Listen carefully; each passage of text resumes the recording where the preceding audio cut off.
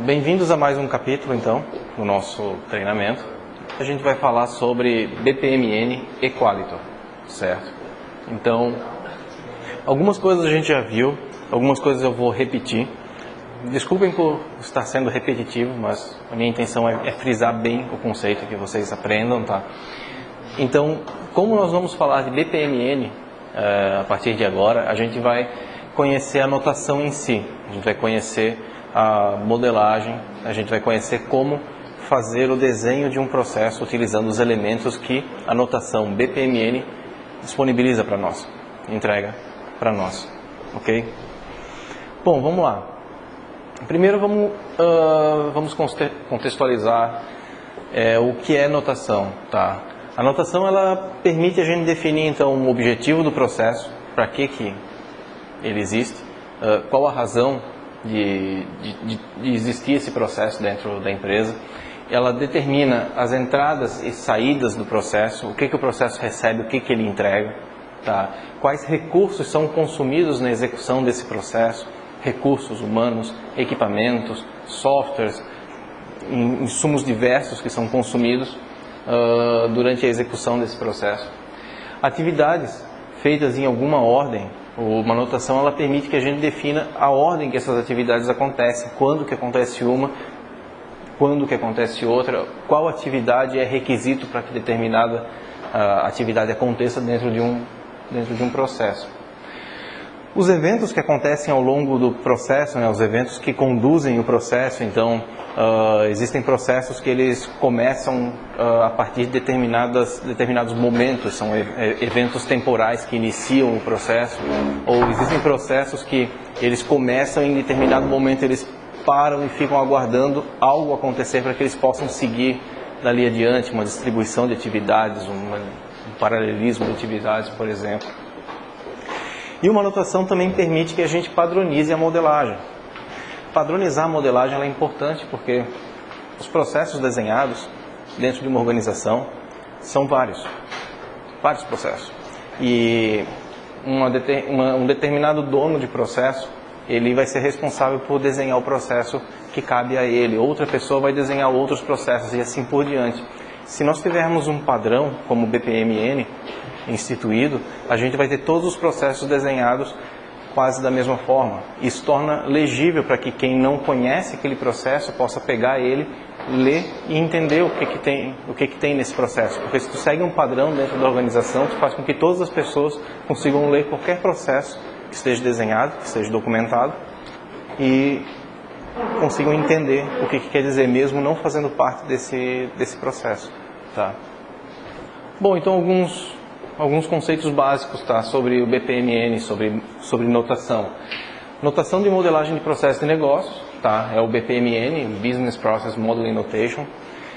Ela é um acordo entre fabricantes de ferramentas de modelagem. Existem várias ferramentas de modelagem no mundo todo, inúmeras delas com vários padrões diferentes. Um conselho, um conjunto dessas ferramentas resolveu criar um padrão e adotar um padrão. Nesse momento eles criaram o BPMN. Eles entenderam que era o modelo mais simples e mais abrangente para que a gente pudesse desenhar e modelar processos de negócio. Bom, uma notação gráfica, então, tem o objetivo de manter elementos de modelagem para mapear de maneira padrão todos os processos de negócio de uma organização. É como a gente viu quando desenhamos um processo. A gente consegue ter elementos gráficos que permitem que a gente olhe o processo e entenda onde começa, onde termina e como que esse sequenciamento de atividades acontece. Público-alvo do uso de BPMN, tá? Como eu comentei antes, ele pode e deve ser compreendido por todos os envolvidos com o processo. Por isso que é importante também a padronização. Quando a gente tem uma organização e começamos a documentar os processos, começamos a criar os processos e modelar eles, é importante que cada pessoa que esteja modelando os processos, exista um acordo entre elas sobre o padrão que vai ser adotado.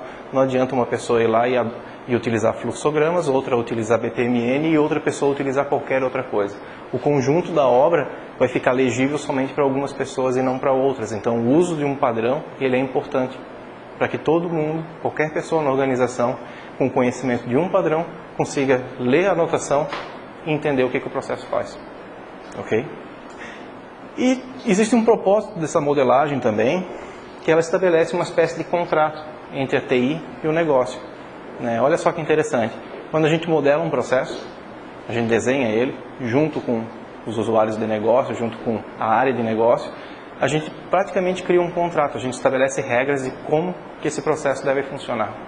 Então, a gente pode dizer que quase que a gente tem uma especificação para colocar no Qualitor o modelo de funcionamento do processo. E aquilo que estiver fora do desenho, por exemplo, pode ser considerado fora de escopo. Porque o desenho do processo representa o que o processo deve fazer. E se algo está fora desse desenho, pode-se dizer que é algo fora do escopo do processo que foi desenhado inicialmente. Alguns elementos do BPMN. Tá? Nós temos aqui eventos. Eventos representam início, fim de processo. Tá? Existem eventos intermediários, existem outros eventos diversos dentro do BPMN. Eu vou me ater somente a eventos de início e eventos de fim, que é aquilo que o Qualitor trabalha. Tá? Existe sequência, que é a flecha que liga os eventos e determina a sequência com que as atividades são executadas. Eu tenho atividades, os gateways que nós vimos no módulo anterior, gateways inclusivos, gateways exclusivos e paralelismo. Nós temos associação. Associação significa eu pegar um elemento, associar ele a um outro elemento descritivo. Por exemplo, eu posso pegar um elemento, uma atividade, e criar uma associação dessa atividade com um texto que diz: aqui o assador coloca a massa no forno. Por exemplo, o que eu estou fazendo? Eu estou abrindo uma descrição no meu processo. Isso serve para quê? Apenas a título de documentação, para ter uma visão mais clara sobre o que essa atividade representa. Isso é usado quando eu tenho atividades muito especialistas ou quando o nome da atividade que a gente desenha, ele tem que ser simples, ele tem que ser curto, ele tem que representar exatamente aquilo que a atividade faz. Às vezes a atividade ela é tão especialista ou tem um nível de complexidade um pouco maior que somente um nome curto e objetivo não é suficiente. Então se usa uma notação dessa, onde a gente faz uma associação com um elemento de comentário para descrever um pouquinho mais sobre o que é que essa atividade faz. Tá? E aí se usa isso daqui, uma associação. O message flow é uma troca de informações entre processos. Nós não vamos trabalhar com isso no Qualitor. O Qualitor não suporta esse mecanismo ainda. Tá? E quando a gente recebe processos modelados, processos mapeados pelos clientes, muitas vezes a gente vai encontrar isso daqui. São swim lanes, né? Eu tenho pools e lanes dentro de um modelo. Isso é traduzido como piscina, e dentro da piscina eu tenho raias. E o processo, ele fica todo desenhado dentro dessas subdivisões da minha área de desenho do processo. O que isso representa?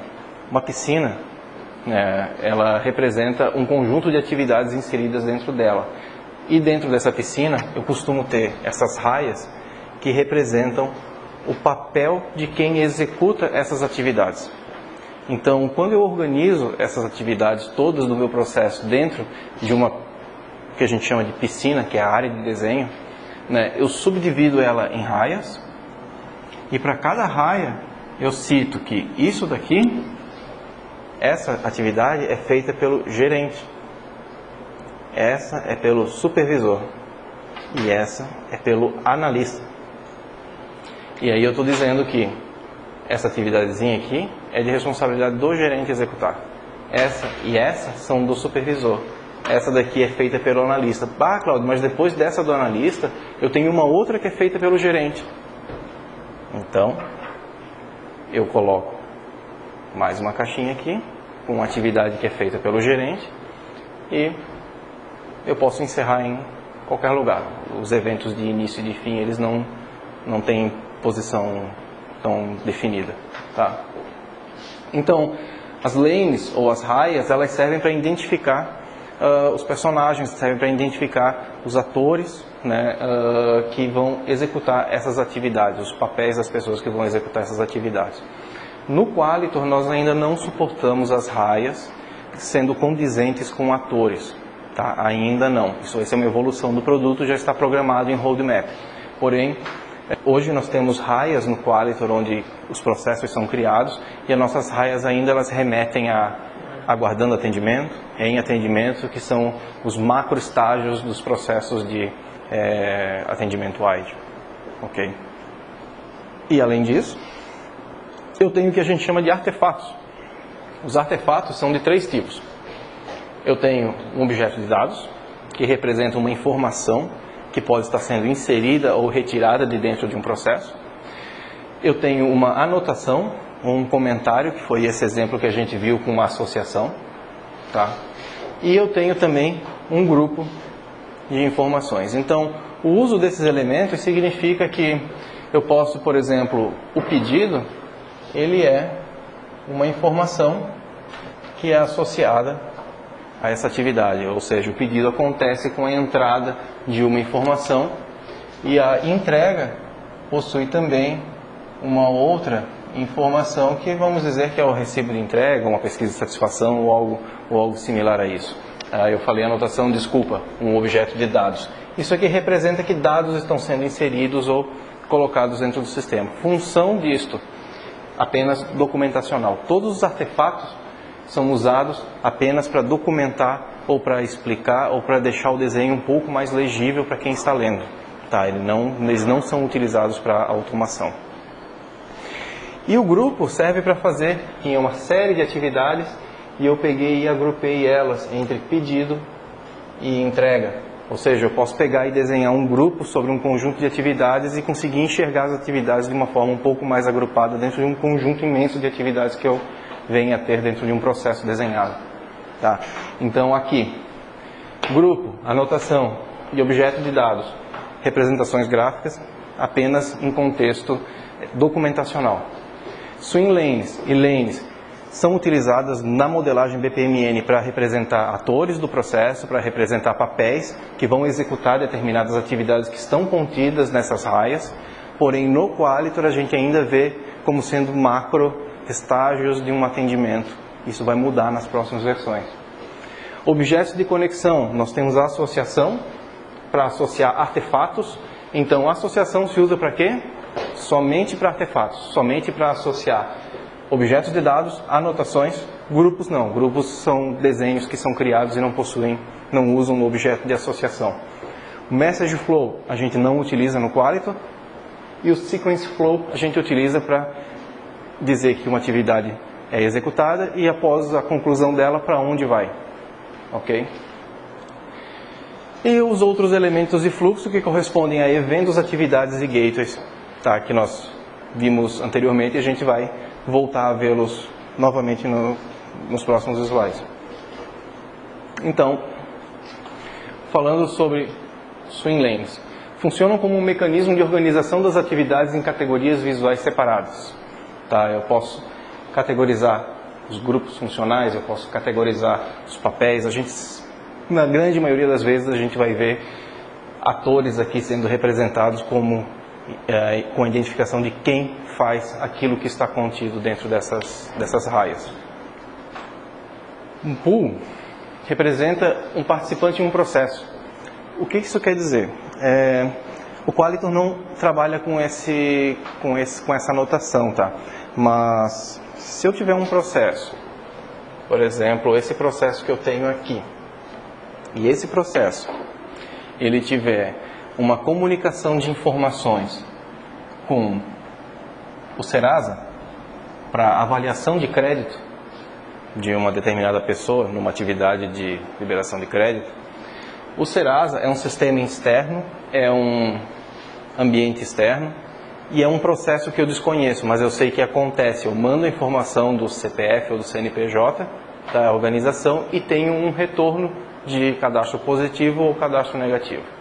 Certo? Então, o que eu faço no desenho do processo? Eu represento aqui o Serasa numa piscina separada, tá, da minha piscina onde eu mantenho as raias do meu processo e crio um message flow, onde eu mando a informação e em determinado momento eu recebo essa informação para mesmo para uma outra atividade. É assim que a gente vê a comunicação entre a empresa e fornecedores, entre a empresa e distribuidores. Quando a gente não conhece o processo externo, a gente utiliza piscinas separadas para isso. E como fala aqui o slide, o participante em um processo que pode ser uma entidade de negócio ou um papel, como um vendedor, um comprador ou um fabricante. Nós separamos isso de uma forma que a gente chama de black box, né? Um black pool, no caso, é uma piscina negra. A gente não tem conhecimento do que acontece lá dentro. A gente simplesmente manda a informação para lá e recebe o retorno para continuar trabalhando. Tá? A lane, ou a raia, é uma subdivisão dentro do pool, que é usado para organizar e categorizar as atividades. Representa, então, a função de negócio ou um papel de negócio. Então, quando eu coloco uma lane ou uma raia dentro do meu desenho de processo e nomeio ela, dou um nome para ela de gerente, todas as atividades que existem aqui ou as decisões que existem aqui, eu sei que são executadas pelo gerente. Certo?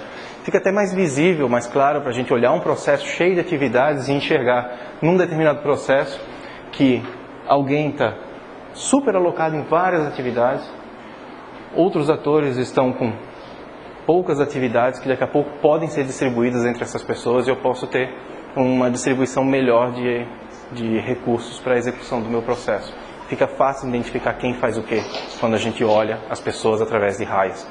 O Qualitor não suporta isso, mas muito provavelmente, muito certamente, vocês vão receber modelos dos clientes que vão vir nessa anotação. Vocês vão receber modelos de processo dos clientes que vão vir exatamente assim, com essas raias, indicando quem faz cada atividade. Também é comum a gente olhar esse modelo representado de outra forma, com raias verticais. Tem gente que prefere usar esse tipo de notação. É a mesma coisa. Aqui se nomeia as pessoas, ou os papéis, que fazem as atividades, e a distribuição é colocada dentro das raias que correspondem a cada ator. Tá? Isso também é comum de aparecer. É possível de aparecer. Bom, uma atividade é um termo genérico para um trabalho executado em uma etapa do processo, é representado por uma caixinha. Tá, eu coloco uma caixinha ali no processo, ela é uma atividade que é executada. A tarefa é a atividade de trabalho atômica, ela representa uma ação no processo. Então, vejam aqui, avaliar pedidos, calcular taxas, elaborar documentos, cadastrar usuários, separar material, são tudo tarefas executadas por uma atividade. Uma atividade ela pode ter N tarefas. Tá? Geralmente essas tarefas elas não ficam no modelo. As tarefas elas são descritas naquilo que a gente chama de instrução de trabalho, hoje na empresa.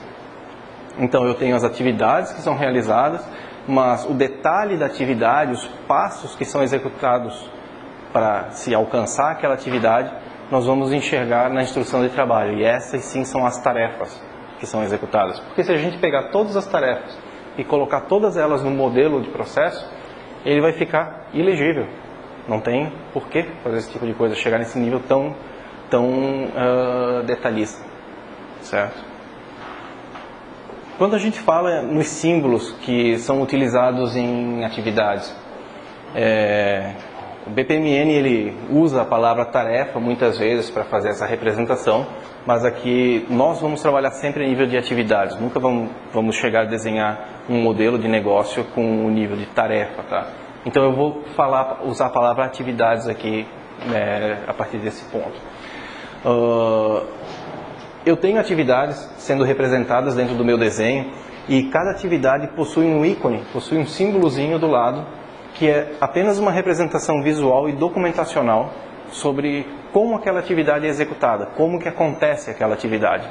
Então, esses símbolos eles são utilizados para identificar, por exemplo, quando é uma tarefa de usuário, ou seja, uma pessoa recebe uma tarefa para fazer, ela vai num determinado sistema ou utiliza o próprio software de BPMS, executa uma determinada atividade e encaminha aquela atividade adiante. Isso é uma atividade de usuário. Diferente de uma tarefa manual, onde eu preciso, por exemplo, realizar um empacotamento ou organizar determinado trabalho dentro do almoxarifado ou fazer determinada coisa onde eu saio da minha estação, eu saio do meu trabalho, vou lá executar uma atividade manual e depois volto para o meu trabalho, certo? A gente entende que as tarefas de usuário, elas são tarefas que a gente ainda consegue fazer uma automação de uma forma mais fácil. As tarefas manuais já se torna um pouco mais complicado fazer automação a nível de sistema. Tá? Então essa representação ela é interessante porque quando a gente modela um processo e começa a enxergar que tem um monte de bonequinhos, eu consigo enxergar oportunidades ali onde talvez eu consiga fazer automatização dessas atividades. Quando eu enxergo um processo e eu vejo várias mãozinhas distribuídas nesse processo, eu percebo que esse processo não é um processo que acontece de uma forma tão rápida, porque tem muita atividade manual envolvida, onde alguém tem que sair, efetuar alguma coisa e depois voltar para o trabalho. Tá? Tarefas também podem ser classificadas como tarefas de envio de mensagem. Envio de mensagem não é um e-mail, tá? Só para a gente deixar claro, o envio de mensagem é o envio de uma informação, é quando eu preciso comunicar a alguém sobre alguma coisa. Então essa é uma tarefa onde alguém executa a comunicação, o transporte de uma informação e depois conclui a atividade. Tá? Isso é representado por esse símbolo de uma cartinha com o conteúdo preenchido.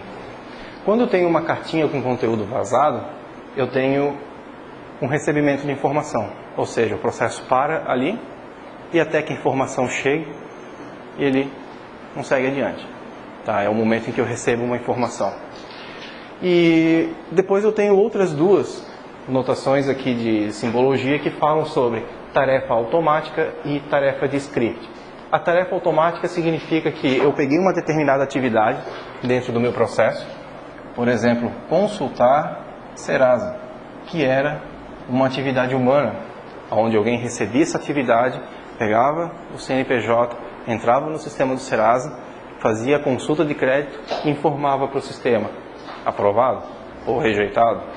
E eu transformei isso, através de uma integração, em uma tarefa automática. Vocês perceberam que o processo não mudou? O processo continua igualzinho. É feito alguma coisa, é feito outra, continua existindo a atividade de consultar Serasa e continua existindo a atividade seguinte. Porém, não existe mais um ser humano fazendo esse trabalho. Quando o sistema chega nessa atividade, ele consulta o Serasa, ele verifica os status, ele armazena os status e ele encaminha para a próxima etapa. É assim que a gente chama de uma tarefa automatizada dentro do sistema, uma tarefa automática. Tá? E quando a gente tem essas situações, a gente marca com esse símbolo. E eu tenho também uma tarefa de script. A tarefa de script ela é muito similar a uma tarefa automática. Ela representa muito mais uma verificação. Tá? Ela pode tanto ser feita de forma automática, como, por exemplo, chegou numa determinada atividade em que eu tenho que executar determinadas verificações, ver se está tudo ok, como uma avaliação de qualidade, por exemplo, e depois encaminhar adiante. É como se eu tivesse uma tarefa que executa um monitoramento para ver se tudo que estava previsto a ser concluído foi feito e depois ele segue adiante. Ok? São representações que facilitam a gente, no momento que está lendo um processo, entender que isso aqui é feito de forma automática, isso aqui tem alguém que sai da sua mesa, vai lá, faz aquilo e depois volta para cá e dá o sinal. Isso aqui é feito por um ser humano no próprio equipamento e assim por diante. A notação desses símbolos, ela facilita no entendimento do processo, em como as atividades são executadas. Isso é a título documentacional só. Tá? Então, eventos, eu tenho 3 tipos de eventos no BPMN: eventos de início, eventos intermediários ou eventos de fim. Nós vamos trabalhar com 2 tipos de eventos: os eventos de início e um ou mais eventos de fim dentro do processo. Ok? Os objetos de conexão, como eu comentei com vocês, o fluxo de sequência é para que a gente identifique que uma atividade com um fluxo de sequência demonstra que ao terminar ela, a próxima atividade a ser executada é esta. Tá? Um fluxo de mensagem somente é utilizado quando a gente faz transporte de informações de uma raia, de uma piscina para outra, enviando informações para um lado e para o outro. E a associação é utilizada nos artefatos, tá? Quando eu quero fazer um comentário, colocar uma nota a respeito de uma informação, por exemplo. Bom, vocês podem encontrar variâncias, tá? Na notação BPMN. Quando aparecem essas variâncias, fica um pouquinho mais complicado de se ler a notação. Eu particularmente não gosto muito de trabalhar com essas variações de uso, porque isso dificulta o entendimento do processo. Mas basicamente a gente fala o seguinte, que eu posso ter uma atividade que é analisar custos. E a partir dessa atividade, eu não preciso ter necessariamente uma decisão logo após ela, mas se a minha sequência ela tiver uma decisão atribuída, já imediatamente a sequência, exatamente como está mostrado no slide, partindo para uma outra atividade, significa que eu vou por esse caminho. Se eu tiver uma outra sequência, aí eu poderia ter uma outra sequência no mesmo formato, indicando um outro caminho para uma decisão, para fazer X ou para fazer Y. Então, isso é um modelo válido pela notação. Tá? Não me é muito agradável aos olhos, mas como eu comentei, cada empresa adota o seu padrão. Tem empresa que no padrão ela adota, vamos fazer sempre assim, porque elimina um elemento. Ok. Tem empresa que não, nós não vamos fazer assim, sempre se coloca a notação do losango para as decisões e para os paralelismos e assim por diante. Então isso acaba ficando fora do padrão adotado pela empresa. Tá? Quando se trabalha com esse modelo, geralmente se cria esse símbolozinho de default. Isso é um risquinho que se faz, tá? Um tracinho que se faz indicando que o caminho padrão é esse. Ou seja, se eu estiver trabalhando com um software BPMS e eu estiver realizando análise de custos e eu quero seguir o caminho padrão, é sempre pelo caminho que estiver marcado aqui na informação. Também posso utilizar esse modelo default quando, por exemplo, eu tenho maior que 100 numa condição, maior que 1000 em outra condição. Aqui eu não tenho uma condição estabelecida, mas tenho um default. Isso significa que tudo até 99 vai sempre pelo caminho padrão. Aquilo que for acima de 1000 vai por aqui, acima de 100 vai por aqui, e aquilo que for acima de 1000 vai por aqui. Tá? É para isso que é utilizada a notação de caminho padrão. Ok? É uma forma de representar. Tá? Existem estilos de modelagem diferentes, da mesma forma como existem padrões de modelagem. Por isso que se usa do bom senso na hora de estabelecer um padrão, para não tornar as coisas muito complicadas. Os gateways, os elementos responsáveis por controlar iterações do fluxo, criando caminhos alternativos. Nós falamos bastante sobre gateways, então eu vou passar esse slide adiante para a gente falar sobre o primeiro gateway, que é o gateway exclusivo. O gateway exclusivo, como a gente já viu, ele é um gateway que ele determina apenas um único caminho. Eu só posso ir para o lado A ou para o lado B, a partir do momento que eu chego nele. Eu não posso usar os dois. Eu não posso escolher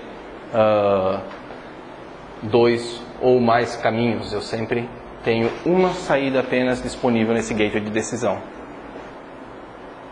O gateway inclusivo significa que eu posso ter uma opção, duas opções, ou tantas quantas forem as opções disponíveis na saída desse gateway. Ou seja, isso é utilizado de acordo com as condições que são avaliadas no processo. Eu posso daqui ir para B e C, eu posso ir para C e B, eu posso ir só para B, certo? E por final eu tenho o gateway paralelo, que é representado pelo mais dentro do losango. O gateway paralelo, ele me cita que ao chegar nele, todas as condições, todos os caminhos necessariamente são executados. Tá? Lembram da história do meu filho? Meu filho é assim, se eu ofereço um presente, né, olha, pode ter um boné, outro pode ter uma camisa. Ele vai sempre querer mais. eu quero tudo, né? Aí eu tento dobrar ele, ele não, escolhe apenas um, né? Ele vai ficar dando volta, querendo escolher um, querendo escolher outro, querendo escolher os dois, tá, vamos negociar tal. Não, nada disso, escolhe apenas um. Tá, então quando vocês tiverem dúvida, lembre do meu filho, né, tentando me pedir um presente, né? Ele sempre vai querer mais, eu sempre vou querer arrumar esse comportamento dele, mas ele vai tentar me dar a volta uma ou duas vezes antes de ficar convencido, tá bom? Essa representação do slide anterior, sempre o que abre é o que fecha. Bem lembrado, quando nós encontrarmos processos desenhados utilizando o paralelismo, ou o gateway inclusivo, a gente vai encontrar uma atividade chegando até ele, os caminhos sendo distribuídos, mas em um determinado momento vai aparecer novamente o gateway indicando o término dessas atividades. Ou seja, o processo ele só vai seguir adiante para a próxima atividade quando essa for concluída, essa for concluída, essa for concluída e essa for concluída. O motor do BPMS ele fica aqui, olhando para cima e vendo se todas as atividades foram concluídas, todas as atividades que foram disparadas foram concluídas, para poder seguir adiante. Por isso que nas notações que vocês receberem no formato BPMN bem ortodoxo, elas vão vir utilizando esse formato, onde eu tenho a distribuição, o fork e o join, a junção das atividades. No Qualitor a gente não modela assim, tá? Logo para frente eu vou mostrar que no Qualitor há uma diferença nesse tipo de modelagem para paralelismo, ok? Só enfatizando o que tu disse, né? Isso aí é um comportamento ortodoxo, que não é comum a gente encontrar, e nem é errado, tá? Não ter o join. Acontece. Uhum. Só que quando realmente é muito ortodoxo o que o cara está fazendo, ocorre isso aí. Acontece de não encontrarmos o join, tá? Acontece de termos, de visualizarmos situações onde o join não se aplica num paralelismo, porque algumas vezes eu não preciso encerrar, né? Às vezes eu não preciso esperar fechar. Por exemplo, eu posso ter uma determinada atividade que me leva para um paralelismo, aonde aí a gente trabalha com outros elementos um pouco mais estendidos do BPMN, mas isso daqui que vocês estão vendo, isso é viável. O paralelismo ele abriu para 3 condições, ele encerra aqui, fazer uma linha dupla aqui de encerramento, mas é um encerramento sem terminate, é apenas um fim encontrado. E ele somente vai encerrar aqui, quando ele chegar nesse momento. Então a instância ela não acaba, mas esse caminho ele se encerra. Isso aqui acontece. Acontece isso daqui também. Existe. Está errado, Não está errado, depende do contexto. Às vezes o processo precisa disso. Às vezes o processo ele requer esse tipo de coisa. Distribui as atividades, segue o baile por lá, segue o baile por lá. Ele vai encontrar 2 fins no final. Acabou a instância. Acabou a execução. É uma atividade comum. No final depois, Posso... em vez de ter o terminate lá, ó. Posso juntar os 3 aqui. Isso também pode acontecer. Posso juntar os 3 aqui e terminar tudo. Ou ter uma atividade anterior que junte os 3. Isso também acontece. Tá? Quando a gente lê um processo que começa a ter essas variações, começa a ter esses comportamentos um pouquinho mais complexos, a gente começa a pensar nas cadeiras de algoritmo que a gente viu na faculdade e começa a ler processos quase como se a gente estivesse lendo um algoritmo, né? Começa aqui, aqui divide, aqui faz, aqui acontece isso, aqui acontece isso, até chegar no fim. Tu está quase lendo um algoritmo, como funciona o processo. Bom, algumas melhores práticas, tá, para a gente nomear atividades. Vamos criar atividades, vamos colocar caixinhas e vamos colocar nomes para essas atividades dentro do nosso desenho de processo. Uma prática comum é utilizar verbos no infinitivo. Sempre usar verbos no infinitivo. Então é fazer, é executar, é construir, é digitar, é esse tipo de nomenclatura. Não utilizar palavras muito longas, não utilizar palavras não, as frases muito longas dentro da construção dessas atividades. Se eu quero mais detalhes, aí eu vou olhar a instrução. Tem todos os detalhes que essa atividade faz. Tá?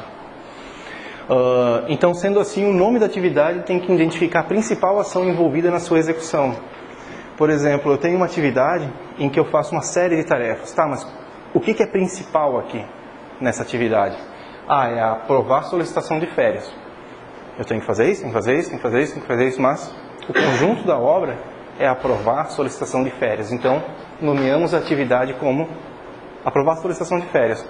Está no infinitivo, determina realmente o objetivo que essa atividade tem, que é realizar esse processo de aprovação, ou essa atividade de aprovação, e não fica entrando em detalhes que tem que entrar no sistema X, que tem que executar determinada operação, entrar num determinado menu, fazer tal coisa para executar essa aprovação de férias. Outra melhor prática, nós comentamos sobre isso, né? Utilizar os tipos de atividades, ou seja, colocar os íconezinhos. Isso é uma prática muito boa para quem está enxergando o processo, quem está vendo o processo pela primeira vez, entender também como que a atividade é executada, não só o que é executado.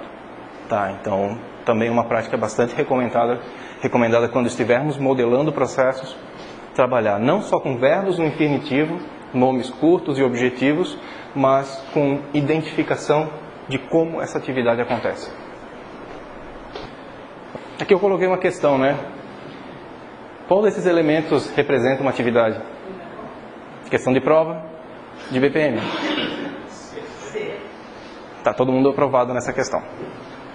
Aqui eu tenho um fragmento de processo, tá? É só um pedacinho dele, que fala sobre um cliente pede uma pizza. No pedido ele pode escolher a pizza de um ou mais sabores em qualquer combinação.